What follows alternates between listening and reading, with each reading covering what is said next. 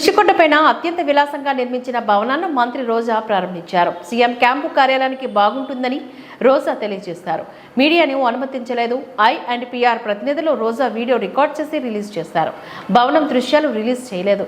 మొదట మంత్రి అమర్నాథ్ రాలేదు. వివాదమయ్యే అవకాశం ఉండటంతో మధ్యలో పిలిపించినట్లుగా తెలుస్తోంది.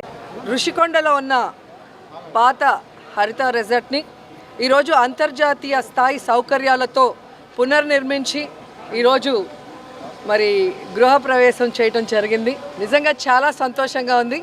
దీనికి జగన్మోహన్ రెడ్డి గారు ముఖ్యమంత్రి అయిన తర్వాత 2021లో సిఆర్జెడ్ ఆమోదంతో ప్రారంభమైంది. అండ్ ఈరోజు అన్ని పర్మిషన్స్తో ఈరోజు కట్టబడిన 7 బిల్డింగ్లు అన్ని వసతులతో కూడా పూర్తి చేయబడింది. అండ్ ఈరోజు అందరూ కూడా ఇక్కడ చాలా హ్యాపీగా ఉన్నారు. ఎందుకంటే వైజాగ్ అంటేనే ఒక బ్యూటిఫుల్ సిటీ. అలాంటి బ్యూటిఫుల్ సిటీలో ఒక అద్భుతమైన 7 భవనాలని ఈ రుషికొండ మీద నిర్మించటం, వాటన్నిటిని కూడా అంతర్జాతీయ సౌకర్యాలతో అభివృద్ధి చేయటం అనేది మా అదృష్టంగా మేము భావిస్తున్నాం. జగనన్న ఆశీర్వాదంతో మా డిపార్ట్మెంట్ అంతా కూడా ఈరోజు కష్టపడి అందంగా దీన్ని తీర్చిదిద్దడం జరిగింది.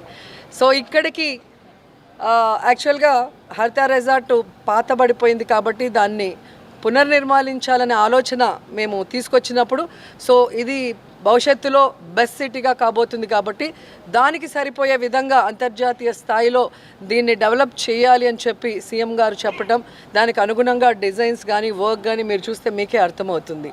సో ఈరోజు ఫుల్ ప్లెచ్డ్గా మరి స్వామివారి ఆశీస్సులతో కూడా ఈరోజు ఓపెనింగ్ జరగటం శుభ పరిణామం కూడా ఈ సందర్భంగా తెలియజేసుకుంటున్నాను. అండ్ ఈ మధ్య కాలంలోనే మరి క్యాబినెట్ నుంచి 3-man కమిటీని ఏర్పాటు చేయడం జరిగింది. ఆ 3-man కమిటీ ప్రభుత్వం ఇక్కడి నుంచి సీఎం క్యాంప్ కార్యాలయంగా ఉంటే బాగుంటుంది అని ఒక నిర్ణయం తీసుకోవడం జరిగింది.